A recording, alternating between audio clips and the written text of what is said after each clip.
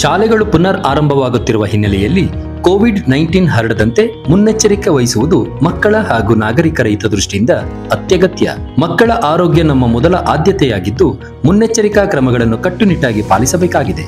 ಸರ್ಕಾರಿ ಮತ್ತು ಖಾಸಗಿ ಶಾಲೆಗಳಲ್ಲಿ ಕೈಗೊಳ್ಳಬೇಕಾದ ಕ್ರಮಗಳು ಇಂತಿವೆ. ಶಾಲಾ ಮಕ್ಕಳಲ್ಲಿ ಜ್ವರ, ಕೆಮ್ಮು, ನೆಗಡಿ ಹಾಗೂ ಇತರೆ ಲಕ್ಷಣಗಳು ಕಂಡುಬಂದಲ್ಲಿ ಮಕ್ಕಳನ್ನು ಶಾಲೆಗೆ ಕಳುಹಿಸಬೇಡಿ.